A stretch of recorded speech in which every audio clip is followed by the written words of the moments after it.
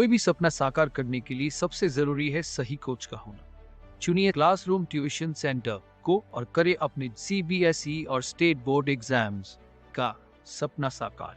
Download the app now.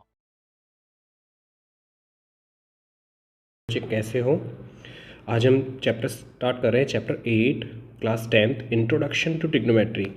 इस चैप्टर में एकदम बेसिक इंट्रोडक्शन जो बच्चे को पता होना चाहिए इंट्रोडक्शन चैप्टर के बारे में जो बातें पता होनी चाहिए इंट्रोडक्शन के फॉर्म में हम इस वाले में कवर करने वाले हैं। तो सबसे पहले आपको इस चैप्टर की बहुत अच्छी लाइन जो स्टार्टिंग में लिखी है बुक में वो रीड करके सुना देता हूँ। There is perhaps nothing which so occupies the middle position of mathematics as trigonometry.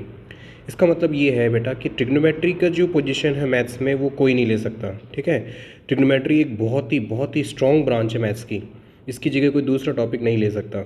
इसकी लाइन को बुक में लिखा है, संभवतः ट्रिग्नोमेट्री के सिवाय मैथमेटिक्स की कोई ऐसी ब्रांच नहीं है जो उसकी जगह ले सके।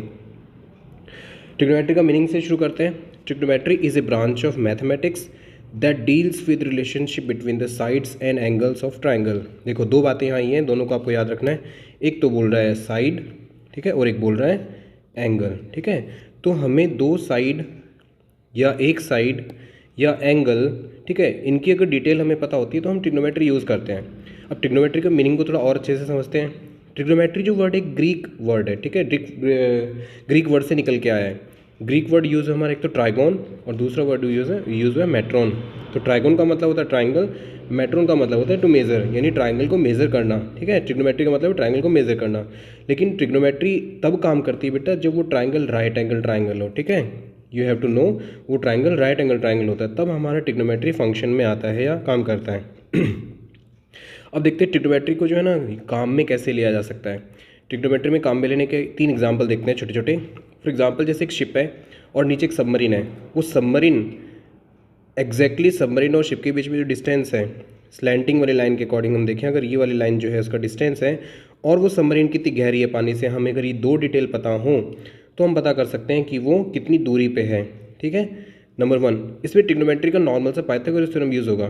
ठीक है, लेकिन फिर भी अगर मुझे वो एंगल और पता होता कि किस एंगल पे वो दोनों के बीच में डिस्टेंस के बीच में जो एंगल बन रहा है वो और पता होता, तो मुझे ये वाली और ये वाली डिटेल्स में से सिर्फ एक डिटेल चाहिए थी, फिर मैं निकाल सकता था कि दोनों के बीच में डिस्टेंस कितना है। दूसरा एग्जांपल देखो, हम नॉर्मल एग्जांपल की बात करें, ये आपके एक चैप्टर आएगा हाइट एंड डिस्टेंस। उस चैप्टर में ये काम आएंगे सारे एग्जांपल। ठीक है, तो जैसे कि मुझे यहाँ इस पॉइंट से, किसी एक पर्टिकुलर पॉइंट से मुझे ताजमहल का डिस्टेंस मुझे अगर पता है, किसी पर्टिकुलर पॉइंट से ताजमहल का डिस्टेंस पता है, मान लो 100 फीट है। ठीक है, और वहाँ मेरा एंगल बन रहा है 79.9 डिग्री। नॉर्मली हम ये एंगल ट्रिग्नोमेट्री के चैप्टर में नहीं देखेंगे, और अगर मुझे उसका जो एंगल और डिस्टेंस पता है तो मैं उसकी हाइट फाइंड कर सकता हूँ कि ट्रायंगल की हाइट कितनी है। ये हाइट एंड डिस्टेंस वाले चैप्टर में आपको क्लियरली समझ में आ जाएगा। और जैसे एक एग्जांपल और देखते हैं, जैसे मुझे अगर किसी ऑब्जेक्ट का डिस्टेंस पता है और मुझे एंगल पता है तो उसकी हाइट फाइंड कर सकते हैं, एग्जांपल नंबर 3 जैसा है। लेकिन साथ साथ हम ये भी देख सकते हैं, अगर मुझे उसकी हाइट पता होती, ठीक है, सपोज मुझे उसकी हाइट पता है 1.5 मीटर है, एंगल मुझे पता है, सेम क्वेश्चन से मैं उसका डिस्टेंस भी फाइंड कर सकता था। ठीक है, तो ये बात बेटा आपको ध्यान रखनी है कि हाइट एंड डिस्टेंस का चैप्टर ट्रिग्नोमेट्री से डायरेक्टली रिलेट करता है, और पाइथागोरस थ्योरम जो है वो उसकी स्टार्टिंग है। तो ट्रिग्नोमेट्री का मतलब क्या है, without actual measurement you can find height of any, कोई भी किसी भी ऑब्जेक्ट की हाइट जो है वो फाइंड कर सकते हो, of any object if you know the angle and distance. Pythagoras theorem की खास बात होती है कि आपको ना उनमें से 3 साइड में से कोई 2 साइड पता होनी चाहिए, तब थर्ड साइड फाइंड होती है। यहाँ आपको सिर्फ एक एंगल पता होना चाहिए और उसके बीच में डिस्टेंस पता होना चाहिए, तो हम फाइंड कर सकते हैं हाइट। ठीक है, तो इसका उल्टा भी कर सकते हो, अगर एक एंगल और डिस्टेंस पता है तो आप हाइट फाइंड कर सकते हो, और एंगल और हाइट पता है तो डिस्टेंस फाइंड कर सकते हो। नॉर्मली हम हमारे स्टडी पर्पज़ के लिए कितने एंगल हम इसमें पढ़ने वाले हैं, 0 degree, 30 degree, 45 degree, 60 degree and 90 degree, यानी आपके चैप्टर में आपको सिर्फ ये 5 एंगल के बारे में स्टडी करनी पड़ेगी, बाकी के एंगल्स हम नहीं पढ़ने वाले। ट्रिग्नोमेट्रिक फंक्शन क्या होता है, देखो ये सारी बातें ना बीच बीच में चैप्टर में आती हैं। ट्रिग्नोमेट्रिक फंक्शन नाम आता है, आइडेंटिटी नाम आता है, रेशियो नाम आता है, तो उनका मीनिंग क्लियर होना चाहिए कि ये है क्या एक्चुअल में। Relationship between an angle of a right angle triangle and ratio of 2 sides length. ठीक है, जैसे क्या बोल रहा है, कोई भी एक राइट एंगल ट्राइंगल है, उनके बीच के जो एंगल हैं, ठीक है, फॉर एग्जांपल जहाँ एक राइट एंगल ट्राइंगल बना देते हैं और ये जो हमारा एंगल है, इस एंगल की बात करते हैं, इसको थीटा ले लेते हैं, तो ये जो साइन थीटा है वो पक्का उसके जो जो साइड हैं, ये जो साइड यहाँ परपेंडिकुलर है और हाइपोटेनियस है, इन दोनों साइड के रेशियो को ही कोई ना कोई नाम दिया गया है जिसे हम फंक्शन कहते हैं, दैट इज़ ट्रिग्नोमेट्रिक फंक्शन। ठीक है, तो देखो दूसरा क्या है, ट्रिग्नोमेट्रिक आइडेंटिटी क्या होती है, इक्वेशन दैट आर ट्रू, ऐसी कंडीशन, ऐसी इक्वेशन जो ट्रू हो, right angle triangle involving trigonometric function, जिसमें ट्रिग्नोमेट्रिक फंक्शन भी लग रहा है और वो कंडीशन ट्रू हो रही है हमारी इक्वेशन के अकॉर्डिंग। तो देखो मैं यहाँ एक इक्वेशन बना देता हूँ जहाँ लिखा है साइन 30 डिग्री को 1/2 के इक्वल लिखा रखा है। तो यही क्या होता है, ट्रिग्नोमेट्रिक आइडेंटिटी होती है, जिसमें हम रेशियोज़ को देखते हैं फंक्शंस के फॉर्म में। ओके, और लास्ट दे देते हैं ट्रिग्नोमेट्रिक रेशियोज़ क्या होते हैं, तीनों एक दूसरे से रिलेट करते हैं, तीनों को समझा भी जा सकता है एक एक करके। परपेंडिकुलर और हाइपोटेनियस P/H, ठीक है, परपेंडिकुलर हाइपोटेनियस का रेशियो अगर 1/2 आ रहा है तो वो पक्का साइन 30 के इक्वल होता है। ठीक है, तो ये सेम चीज़ है, तीनों को घुमा फिरा के देखें। अगर रेशियो की बात करें तो उनके बीच का रेशियो दैट इज़ 1/2। तो अगर साइन 30 जब भी आएगा तो वो पक्का 1/2 के रेशियो में परपेंडिकुलर और हाइपोटेनियस को डिवाइड कर रहा होगा, ऐसे मान लो। The ratio between two sides of a right angle triangle, तो इसको हम कह सकते हैं दूसरे फॉर्म में कि दो राइट एंगल ट्राइंगल के बीच का जो sides of right angle triangle, उनका रेशियो जो है उसे कहते हैं। थोड़ा सा और आगे क्लियर हम कर देंगे इसको, जैसे ट्राइंगल है आपका राइट एंगल ट्राइंगल, यहाँ थीटा बन रहा है, तो थीटा मतलब कोई एंगल। ठीक है, जैसे हम कोई भी वेरिएबल लेते हैं, जैसे मुझे इसकी हाइट नहीं पता तो इसको एक्स ले लेते हैं, अगर मुझे यहाँ एंगल नहीं पता तो उसको हम थीटा ले लेते हैं। ठीक है, तो ये एक वेरिएबल की तरह काम करता है। और दूसरी चीज़ हमें यहाँ समझनी है कि उनका क्या तो हमें हाइट या हमें उसका डिस्टेंस पता होना चाहिए, तब जाके हम हाइपोटेनस निकाल पाते हैं, या कहते हैं उसको परपेंडिकुलर भी कह सकते हो।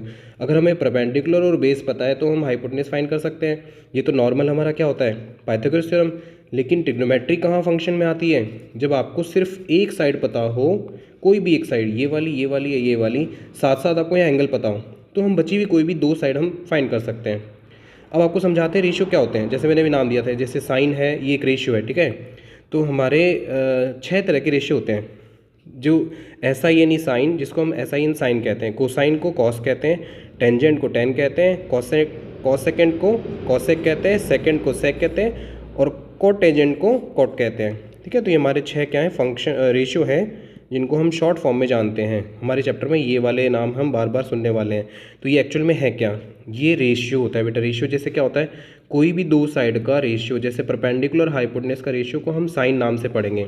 ठीक है, और कॉस नाम से हम पढ़ेंगे बेस और हाइपोटेनस के रेशियो को, और टेन नाम से हम पढ़ेंगे परपेंडिकुलर और बेस के रेशियो को। ठीक है, तो ये रेशियो मतलब दो यूनिट को जब डिवाइड कर देते हैं तो उनके बीच में रेशियो क्रिएट हो जाता है। ये वाले नाम हम पढ़ने वाले बार बार। आगे देखें, all we need to understand trigonometry. हमें ट्रिग्नोमेट्री समझने के लिए क्या समझ में आना चाहिए। नंबर 1, हमारे पास एक राइट एंगल ट्राइंगल हो।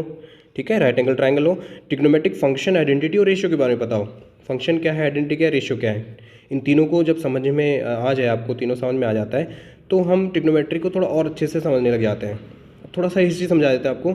एक्चुअल में ट्रिग्नोमेट्री ना बहुत साल पहले है आर्यभट्ट ने ना डिस्कवर कर लिया था, ट्रिग्नोमेट्री रेशियोज़ के बारे में, उनके बारे में स्टडी करके, और वो धीरे धीरे फॉरेन कंट्री जो है ना हमारी एजुकेशन को चुरा के और अपना बना लेते हैं। ऐसा हमारे साथ बहुत जगह हुआ है। हमारी ही नॉलेज को हमें दोबारा रिटर्न कर देते दूसरे नाम से। जैसे आर्यभट्ट ने अपनी बुक आर्यभट्टियम में, ठीक है, आर्यभट्टियम में उन्होंने अर्धजया नाम दिया था। ठीक है, वो अर्धजया नाम जो है ना उसको जीवा कहते थे। और जो जीवा नाम है, जब वो अरबियन कंट्री में गया, क्योंकि नॉलेज का ट्रांसफ़र हुआ है कंट्री टू कंट्री, जब वो अरबी लैंग्वेज में उसको साइनस नाम से जाना गया। ठीक है, वही जीवा सेम जो है वो साइनस नाम से जाना जाता है अरबी लैंग्वेज में।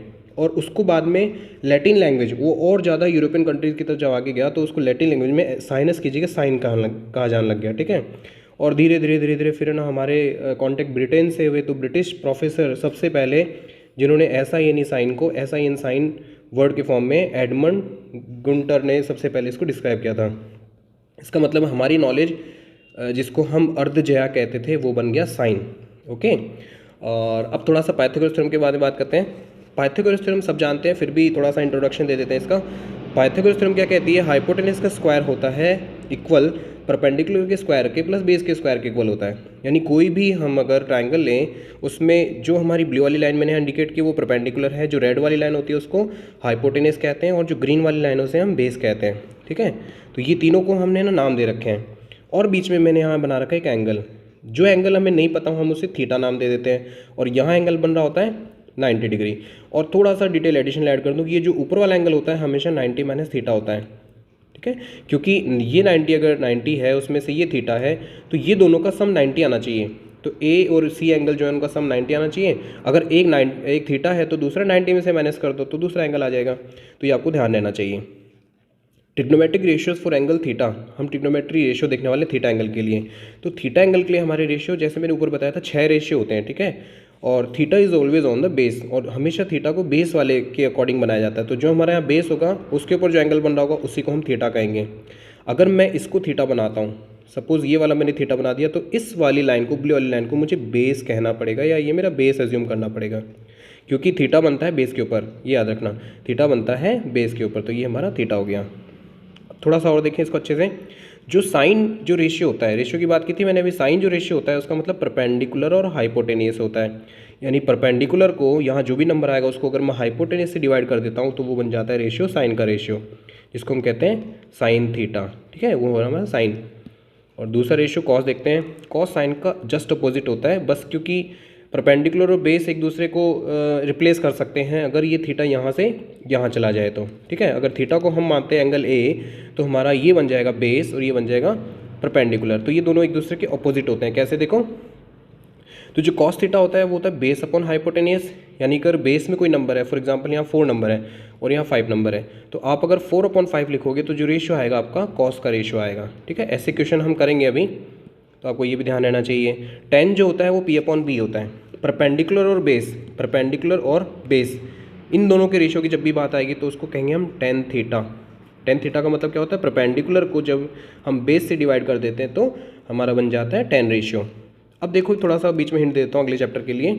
मैंने अभी बताया था height and distance, height and distance, ठीक है। हाइट एंड डिस्टेंस वाले चैप्टर में ये हमारी हाइट होती है, हमारा डिस्टेंस होता है। तो नॉर्मली आपको समझ में आ जाना चाहिए कि जो हमारे रेशियो बनेंगे परपेंडिकुलर और बेस के बनेंगे, इसका मतलब वो हमारा कौन सा रेशियो होता है, 10 का रेशियो होता है। तो अगला जो चैप्टर आपका ट्रिग्नोमेट्री का, उसमें आपको मैक्सिमम क्वेश्चन आपके tan थीटा के ही मिलने वाले हैं, मतलब कि आपको परपेंडिकुलर बेस यानी हाइट एंड डिस्टेंस के क्वेश्चन मिलेंगे, ठीक है, ओके। अब देखो साइन जो है उसके अलावा अगर मैं परपेंडिकुलर और हाइपोटेन्यूज को उल्टा कर दूं तो भी तो रेशियो बन रहा है। हाइपोटेन्यूज ऊपर ले लें और परपेंडिकुलर नीचे ले लें तो जो रेशियो बनता है उसको कहते हैं हम कॉसेक, और जो हाइपोटेन्यूज और बेस होते हैं उसको कहते हैं सेक, और जो बेस अपन परपेंडिकुलर से कहते हैं कॉट। तो तीनों के तीनों नाम जो है ना, तीनों के अपोजिट है। tan का अपोजिट क्या हो जाता है, कॉट थीटा, या हम कह सकते हैं tan का रेसिप्रोकल होता है कॉट। थोड़ा यहाँ समझा देता हूँ। tan theta is equal to बेटा होता है, tan थीटा होता है 1/1 कॉट, यानी कि इसका रेसिप्रोकल है। tan का रेसिप्रोकल 1/कॉट। ओके देखो जरा, हाउ टू रिमेंबर, इनको याद कैसे करें। तो एक छोटा सा वर्ड लगा देते हैं यहाँ पे, अलग अलग स्कूल के बच्चे अलग अलग तरीके से याद कर लेते हैं। मुझे मेरे टीचर ने जो सिखाया था मुझे वो याद रहता है। परपेंडिकुलर को हम कहते हैं पंडित, और हाइपोटेन्यूज को कहते हैं हर, और बेस को कहते हैं बद्री, और जैसे कि बताया एच को अर, और इस पी को कहेंगे प्रसाद, इस बी को क्या तो बोले या फिर भोले, जैसा आपको सूट लगे। तो जैसे पंडित बद्री प्रसाद हर हर भोले नाम से याद करने से क्या रह जाता है कि पहला वाला जो रेशियो बनता है हमारा बन जाता है साइन यानी p/h, कॉस का हो जाता है b/h, और tan का हो जाता है p/b। तो पंडित बद्री प्रसाद हर हर बोले से याद रह जाता है। एक और बना के देखा था, मेरे किसी स्टूडेंट ने मुझे बताया था कि हमारे स्कूल में ऐसा पढ़ा है, तो वो मैं नहीं बताऊँगा क्योंकि वहाँ भारत पाकिस्तान की बात आती है, किसी दूसरे कंट्री की कभी बुराई नहीं करनी चाहिए। Points to remember, values of sine and cos is always less than और इक्वल टू 1। ये बात याद रखनी है आपको कि जो वैल्यूज साइन और कॉस की होती है हमेशा 1 या 1 से छोटी होती हैं हमेशा। एक नंबर का क्वेश्चन यहाँ से कभी कभी बन जाता है कि MCQ में क्वेश्चन दे देते हैं, साइन की और कॉस की जो वैल्यू होती है उसमें ऑप्शन दे देते हैं 0, लेस देन 1, ग्रेटर देन 1, ऐसे करके ऑप्शन दे देते हैं 1। तो आपको याद रखना है कि साइन और कॉस की कोई भी वैल्यू, साइन 0 से लेके साइन 90 तक की जो वैल्यू होंगी वो सारी 0 to 1 में ही कंप्लीट हो जाएंगी, यानी इनके बीच में ही सारी वैल्यूज़ रहने वाली हैं। तो मैंने यहाँ लिख दिया 0 to 1। अब देखो एक एग्जांपल लिया मैंने सेम कंडीशन के हिसाब से आपको अंतर समझाने के लिए कि पाइथागोरस थ्योरम में और ट्रिग्नोमेट्री में डिफरेंस क्या है। क्योंकि ट्रिग्नोमेट्री का बेसिक अगर आपको पता होगा तो आप आगे बढ़ने की सोचोगे कि हाँ मुझे पाइथागोरस थ्योरम आती है और ट्रिग्नोमेट्री में ये वाली चीज़ भी मुझे समझ में आई है, तो आप आगे क्वेश्चन करने में आपको बहुत मज़ा आएगा। जैसे मैंने यहाँ क्वेश्चन में डिटेल दिया आपको, मैं नाम लिख देता हूँ सबके। जैसे ये मेरा है परपेंडिकुलर, ये मेरा है हाइपोटेन्यूज, और मुझे निकालना है बेस। और सेम कंडीशन मैंने यहाँ दी है। इस बार मैंने यहाँ रेशियो जो है एंगल जो है मैंने 30 डिग्री ले लिया है। देखो यहाँ मैंने थीटा लिखा था, मुझे एंगल नहीं पता था। यहाँ मुझे अगर एंगल पता है पहले से, ठीक है, और मुझे सिर्फ इसका पता है हाइपोटेनियस, तो मैं इसका परपेंडिकुलर भी निकाल सकता हूँ और बेस भी निकाल सकता हूँ। चलो चेक करते हैं कैसे। देखो पहले हम लगाएंगे पाइथागोरस थ्योरम, जिससे हम क्या फाइंड करेंगे, बेस फाइंड करेंगे। तो पाइथागोरस थ्योरम बहुत आसान होती है, hypotenuse square is equal to perpendicular square plus base square होता है। तो हाइपोटेनियस क्या है हमारे यहाँ 6, हाइपोटेनियस स्क्वायर 6, परपेंडिकुलर हमारा 3 और बेस को हमने मान लिया b। तो इसको सॉल्व करते करते देखो 6 का स्क्वायर 36, 3 का स्क्वायर 9 और b का स्क्वायर रहने देते हैं। ये 9 जो है उस तरफ ले जाएंगे, माइनस हो जाएगा, 36 माइनस 9 27, b स्क्वायर यानी 27। तो b की वैल्यू क्या हो गई मेरी, √27। √27 अगर अंडर रूट में वैल्यू आती है तो डरने की जरूरत नहीं है, वो किसी ना किसी नंबर का स्क्वायर होता है, बस आपको ये याद रखना है। तो 27 किसका स्क्वायर है, एग्जैक्टली किसी का स्क्वायर नहीं होता है, इसलिए वो डेसिमल में होता है। और जो डेसिमल की वैल्यू ऐसी जिसको निकालने में बहुत ज़्यादा डिजिट्स लग रही हैं, मतलब कि हम कह सकते हैं इरेशनल नंबर इसको कह सकते हैं। तो √27 जो है एक इरेशनल नंबर बन सकता है, क्योंकि इसका अंडर रूट नहीं हो पा रहा है। तो जो √27 है इसको ये का ही सेम रहने दो। तो √27 जो है हमारा b की वैल्यू आ गई है। अब हम देखते हैं b की वैल्यू को या फिर किसी दूसरी वैल्यू को ट्रिग्नोमेट्रिक रेशियो यूज़ करते हुए। ट्रिग्नोमेट्रिक रेशियो यूज़ करते हैं हम यहाँ 6 हमारा हाइपोटेनियस और थीटा हमारा 30 डिग्री और x की वैल्यू को मान लेते हैं हम, परपेंडिकुलर को x मान लेते हैं। तो देखिए जरा, पहले देखें हमने कौन से रेशियो की बात की है, हाइपोटेनियस और परपेंडिकुलर की बात हो रही है। तो अभी भी सिखाया था कि पंडित और हर आ रहा है जहाँ, जिसमें मतलब कि कौन सा रेशियो होता है, साइन रेशियो होता है, p/h आ रहा है। तो मैं यहाँ से p/h ले सकता हूँ। कुछ बच्चे सोचें कि क्या मैं यहाँ h/p ले सकता हूँ। अगर मैं यहाँ h/p लेता हूँ तो साइन का उल्टा क्या हो जाता है, कॉसेक। तो मुझे यहाँ कॉसेक थीटा लेना पड़ेगा, ठीक है बेटा, हो तो जाएगा, लेकिन कॉसेक थीटा लेना पड़ेगा। और आसान साइन कॉस tan है, तो आप ये वाले याद कर लो। साइन थीटा परपेंडिकुलर और अपॉन हाइपोटेनस होता है, ये मुझे पता है कि इसका रेशियो है ये, ठीक है, ये इसका रेशियो है। और साइन 30 की वैल्यू 1/2 होती है, ये आइडेंटिटी है, क्योंकि साइन 30 की वैल्यू 1/t होती है, इसकी आइडेंटिटी है। और परपेंडिकुलर अपॉन हाइपोटेनस जो है, मुझे यहाँ क्वेश्चन में दिया था, परपेंडिकुलर था यहाँ मेरा x और हाइपोटेनस था 6, तो मैं लिख लूँगा x/6, ठीक है। मैं क्वेश्चन एकदम अच्छे तरीके से समझा रहा हूँ कि कैसे कैसे मैंने स्टेप लिए हैं। सबसे पहले मैंने साइन 30 लिया, साइन 30 देखो यहाँ लिखा है p/h यानी कि 1/2 होता है इसकी वैल्यू। ये कैसे याद करनी है और कैसे पता चलेगा कि क्या काम मिले ना, अभी थोड़ा सा नीचे का पार्ट बचा है उसमें समझाऊंगा। तो ये मैंने 1/2 को x/6 के इक्वल ले लिया, दोनों को इक्वेट करा दिया। कैसे, क्योंकि p/h की वैल्यू 6 है और p/h की वैल्यू साइन 30 भी है, और साइन 30 की वैल्यू होती है 1/2। ये कंफ्यूज होने वाली बात नहीं है, बस आपको क्या ध्यान देना है कि मुझे ये जो रेशियो है, ये p की वैल्यू यहाँ और h की वैल्यू यहाँ लिखनी है। जैसे परपेंडिकुलर था मेरा x और हाइपोटेनस था मेरा 6, और साइन 30 की वैल्यू 1/2 होती है, तो इसको 1/2 के इक्वल करवाना है बस, ठीक है, इतना सा काम है। तो मैंने इन दोनों को इक्वल करवाया। अगर तो x की वैल्यू निकालने के लिए 6 को उधर ले जाएंगे मल्टीप्लाई की साइड, तो ये बन जाएगा x = 6/2, और ये इससे कटने के बाद बन जाता है 3 टाइम्स, तो x की वैल्यू क्या आ गई 3। जैसा कि हमने क्वेश्चन में देखा था कि ये वैल्यू हमारी 3 थी, और मैंने सेम इसी रेशियो के साथ इसको x से 3 निकाल लिया। यानी मुझे क्या क्या जरूरत पड़ी, मुझे ज़रूरत पड़ी इस थीटा की या इस एंगल की ज़रूरत पड़ी। तो ये हमारा होता है ट्रिग्नोमेट्रिक रेशियोज़ को यूज़ करना। चलो दिखे नीचे क्या पार्ट बचा आपका, p/h साइन कॉस, सॉरी देखें इसको बस एक्सप्लेन किया है कि perpendicular upon hypotenuse sine theta होता है। हम चेक करें यहाँ जरा, अगर मुझे साइन थीटा की वैल्यू नहीं पता है, मतलब मुझे यहाँ थीटा पता करना है कि ये कितनी डिग्री एंगल है, तो भी हम इसको फाइंड कर सकते हैं। देखो कैसे, p/h होता है साइन थीटा, है ना, और p/h को मैंने वैल्यूज़ के फॉर्म में 3/6 लिखा, इसको सॉल्व किया तो क्या बना 1/2। और 1/2 में साइन का कौन सा एंगल होता है, 1/2 में साइन का कौन सा एंगल होता है, साइन का 30 डिग्री एंगल होता है। अभी मैं क्यों बता रहा हूँ, क्योंकि ये एक पार्ट है आपके टॉपिक का, वो कवर हो जाएगा इससे, ठीक है, ये इसलिए बता रहे हैं आपको। और इससे मुझे पता चल गया कि साइन थीटा अगर 1/2 होता है तो साइन की वैल्यू 30 डिग्री होती है। अब बात करते हैं लास्ट आपके पोर्शन की कि कैसे पता चले कि ये साइन 30 कितना है, साइन 45 कितना है। तो इसके लिए आपको एक टेबल याद रखनी पड़ेगी। एक टेबल जो है उसको 2 तरीके क्या तो आप याद रखो, एक 100% जो लॉजिक है वो ये कि जब ये दोनों चैप्टर आप अच्छे से कर लोगे तो आपको सारे वर्ड, सारे जो नंबर हैं आपको याद हो जाएंगे। साइन कॉस 10 की 0, 30, 45, 60 और 90, ये सारी वैल्यूज़ आपको याद हो जाएंगी अगर आप ये 2 चैप्टर जो है ना आपके ट्रिग्नोमेट्रिक इनको कर लोगे तो, ठीक है, क्योंकि इसमें सारे वर्ड बार बार रिपीट होते हैं तो आपको याद हो ही जाता है। फिर भी हम बनाना सीखते हैं इसको। तो सबसे पहले देखो क्या करते हैं, साइन के हमने कॉलम बनाते हैं। देखो साइन कॉस 10 0 डिग्री 30 डिग्री 45 60 और 90 ऐसे टेबल बना लेनी है और साइन कॉस 10 की वैल्यूज़ होती हैं। ये मैंने पहले से प्रीडिफाइंड बना रखी है। अब इसको बनाएं कैसे आपको ये सिखाते हैं। बहुत आसान तरीका है। आपको क्या करना है, सेम ऐसा कैसा लिखना है, बस ये कॉलम खाली छोड़ने, कौन से वाले, ये वाले कॉलम खाली छोड़ देना, क्योंकि आप बना रहे हो सबसे पहले। और बनाने के लिए देखो क्या करते हैं, सबसे पहले मैं यहाँ काउंटिंग लिखूँगा 0 1 2 3 4, ठीक है। अब मैं इसका अंडर रूट कर दूंगा, under root under root under root under root, क्या क्या वैल्यू आई, इसकी 0 आई। अब 0 को 2 से डिवाइड कर देंगे, इन सब को 2 से डिवाइड कर देंगे। कहने का मतलब ये है, इन सबको 2 से डिवाइड करने वाले हैं। देखो जरा, अंडर रूट 1 की वैल्यू क्या होती है 1, तो 1 को 2 से डिवाइड किया 1/2। अंडर रूट 2 की वैल्यू नहीं निकाल पाएंगे, लेकिन अंडर रूट 2/2 को रेशनलाइज करें, अगर हम अंडर रूट 2/2 को रेशनलाइज करें तो बन जाता है 1/√2। अगर आप साइन 45 की वैल्यू √2/2 लिख के आ रहे हो तो भी सही है, आंसर आपका सही आएगा। और 1/√2 ले रहे हैं तो भी आपका सही आएगा। अब लॉजिक ये है कि हम नॉर्मली 1/√2 यूज़ करते हैं, हेल्पफुल रहता है। और अंडर रूट 3/2 इसको रूट नहीं कर पा रहे तो सेम ये कहीं रह जाएगा। और अंडर रूट 4 की वैल्यू होती है 2, 2 को 2 से डिवाइड करते तो आंसर आता है 1। यानी हमारे जो फाइनली आंसर है, जैसे 0/2 की वैल्यू 0, 1/2 की वैल्यू 1/2, 1/√2 रेशनलाइज करने के बाद 1/√2, √3/2 ऐसा कैसा आ गया √3/2, और 2/2 1 आया तो 1। ये हमारा बन गया साइन का ratio. Sine 0 degree, sine 30 degree, sine 45 degree, sine 60 degree and sine 90 degree. अब क्या करते हैं, जैसे मैंने बताया था कॉस क्या होता है बेटा, इसका उल्टा होता है।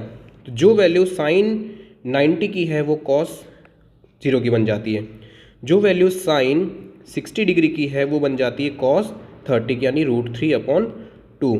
और दोनों 45 की वैल्यू सेम रहेंगी 1/√2। और जो वैल्यू साइन 30 की है वो बन जाएगी कॉस 60 की, यानी 1/2। और जो वैल्यू साइन 0 की है वो बन जाएगी कॉस 90 की, यानी दैट इज़ 0। ये वैल्यूज़ आपकी हो गई फिल करने के लिए, ठीक है। तो आपको साइन और कॉस की वैल्यू पता चल गई। ये भी पता चल गया कि साइन और कॉस एक दूसरे के एक टर्म में अपोजिट होते हैं, एक केस में अपोजिट होते हैं। अब 10 की बात आती है। 10 जो हम सीखेंगे तो 10 को हम सीखते हैं साइन डिवाइडेड बाय कॉस से। अगर साइन को कॉस से डिवाइड कर दिया जाए तो हमारा आंसर आता है 10। सॉरी। तो जैसे इन सबको डिवाइड करने के लिए इनके बीच में मैं से डिवाइड की लाइन ड्रॉ कर देता हूँ, ठीक है। ओके, तो देखो 0/1 का आंसर होता है 0, 1/0 का आंसर लास्ट वाला करते हैं एक बार, ठीक है। 1/0 का आंसर कभी नहीं आ सकता, इसको हम कहते हैं नॉट डिफाइन, नॉट डिफाइन, क्योंकि किसी नंबर को 0 से नहीं कर सकते। आपने याद हो तो आपने जब फ्रैक्शन सीखे थे तो आपने देखा था P/Q की फॉर्म में रेशनल नंबर लिखा जाता है और Q कभी भी 0 नहीं होता। Q 0 इसलिए नहीं होता क्योंकि Q से 0 से कोई नंबर डिवाइड नहीं हो सकता, वो डिवाइड नहीं होगा, इसलिए हम उसको लिखते हैं नॉट डिफाइन, ठीक है। तो यहाँ नॉट डिफाइन आ जाएगा। ओके, फिर बात करते हैं 1/2 डिवाइडेड बाय √3/2। तो इसका एक सीधा सा लॉजिक है, आपको नीचे वाले से नीचे वाला नंबर डिवाइड करना है, जो बचेगा आपका आंसर आएगा 1/√3, 1/√3। फिर अंडर रूट 2 से अंडर रूट कट जाएगा, क्या बचेगा 1/1 यानी 1। फिर √2 से 2 कट जाएगा, बचेगा क्या √3/1 यानी कि √3, ठीक है। तो ये साइन कॉस 10 कैसे फिल करना आपको ये तीनों सिखा दिए, और आपको यही 3 जो है याद रखने हैं। और अगर एग्ज़ाम में आपको अगर क्वेश्चन आता है तो आप चाहे तो बना सकते हैं उस टाइम, लेकिन मैंने एक बात बताई साथ साथ, जब ये 2 चैप्टर आप अच्छे से कर लोगे तो आपको ये अपने आप याद भी हो जाएंगे। बार बार जो टर्म आती है तो याद हो जाते हैं। एग्ज़ाम से पहले एक बार इन सब की प्रैक्टिस ज़रूर करनी है ताकि आपका परफेक्ट हो जाए। चलो वीडियो को एंड करते हैं, थैंक यू।